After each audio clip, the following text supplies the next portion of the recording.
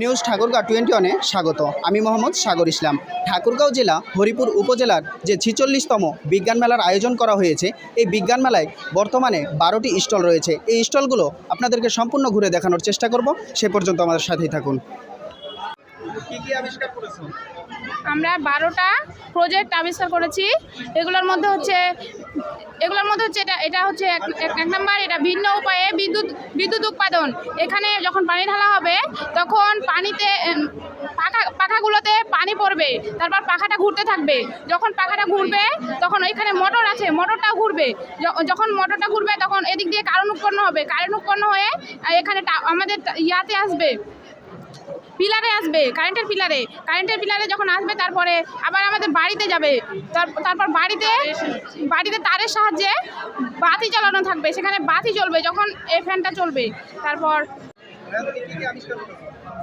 এখানে হচ্ছে আমরা বানাইছি মূলত একটা স্মার্ট কার, একটা ডোর অ্যালার্ম এবং একটা স্মার্ট সিটি, আর একটা হচ্ছে ওয়াইফাই অ্যান্টেনা, যেটা ওয়াইফাই সিগন্যালটা দূর থেকে রিসিভ করতে পারবে। প্রথমে আমি গাড়ির কথা বলি। গাড়িতে মূলত আমরা রাখছি যে ক্যামেরা, এবং এছাড়া এটাতে সেলফ ডিস্ট্রাকশন মোড থাকবে, প্লাস হচ্ছে এটা যে কোনো ছোটোখাটো জিনিস বহন করার মতো ক্ষমতা রাখবে। এটা পুরোটা রিমোট দিয়ে নিয়ন্ত্রণ করা সম্ভব। দেন হচ্ছে ডোর অ্যালার্ম। আর ডোর অ্যালার্মটাতে মূলত আমরা একটা ওয়্যারলেস সার্কিট ইনস্টল করে রাখছি, যেটা যখন দরজাটা খোলা হবে সার্কিটটা অন হবে, এবং অন হওয়ার পরে সাথে সাথে অ্যালার্ম বাজবে। এরপর দেন হচ্ছে অ্যান্টেনা।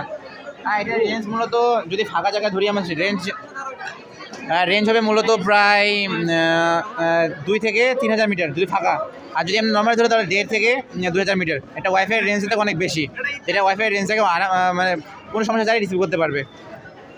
দেন হচ্ছে স্মার্ট সিটি।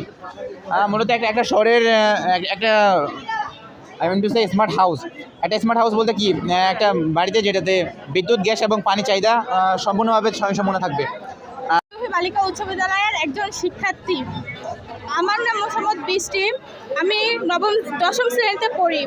আমি এখানে হচ্ছে অটোমেটিক যখন দিনের আলো হবে তখন লাইটটা বন্ধ হবে, এবং যখন রাত হবে তখন লাইটটা জ্বলে উঠবে। এরকম অটোমেটিক স্ট্রিট লাইট এটা।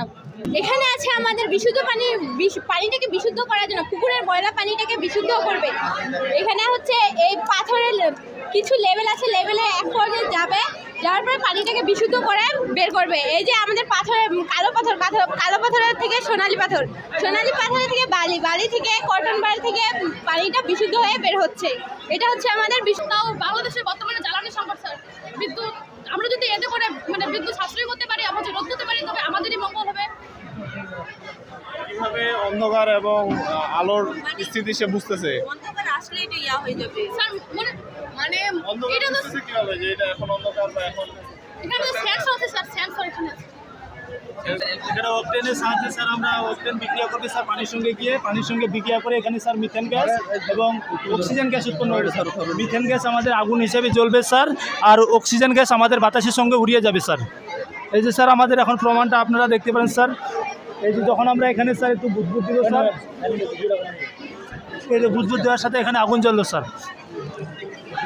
এই যে আমাদের মিথেন গ্যাস জ্বলতেছে স্যার, আর অক্সিজেন গ্যাস বাতাসের সঙ্গে উড়ে যাচ্ছে স্যার।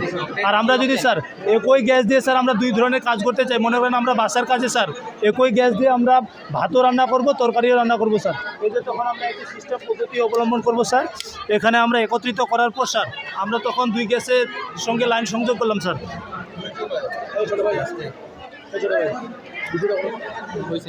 তখন আমরা এখন জি স্যার বন্ধু চুলা স্যার, এখন কিন্তু আমরা 2 চুলায় চলে গেল স্যার।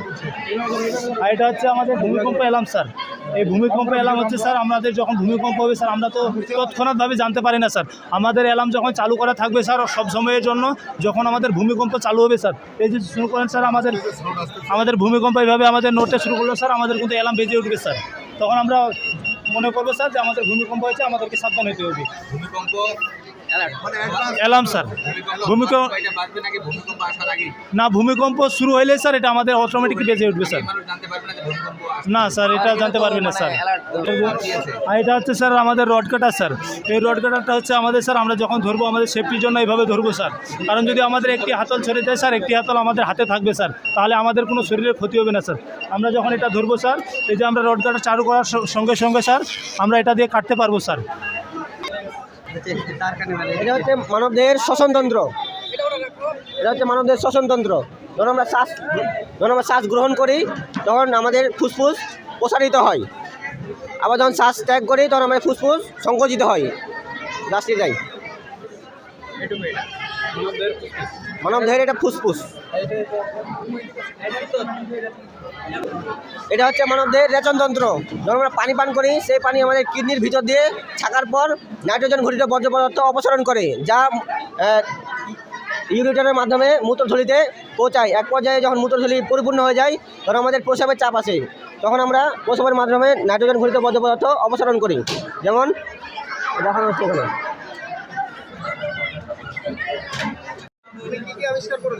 আমি আবিষ্কার করেছি এই যে এটা উইডমিলের এই বিদ্যুৎ উৎপাদন হয়, এর সাহায্যে এখানে লাইট জ্বলবে। আর দেখছেন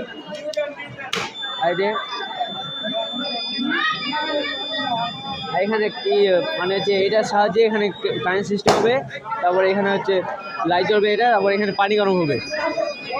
এটা হচ্ছে নেক্সট হচ্ছে এখানে হচ্ছে এই সৌর প্যানেলের সাহায্যে এখানে সেচ পাম্প, তার সাহায্যে বাড়ি এখানে বিদ্যুৎ সৃষ্টি হবে, কারেন্ট বাতি জ্বলবে ঘরের সাশ্রয় করার জন্য। আর এটা হচ্ছে আপনার RNA, এটা হচ্ছে DNA, মানুষের ভিতরে থাকে। আর এটা হচ্ছে আপনার প্রাণী কোষ, আর এটা হচ্ছে উদ্ভিদ কোষ।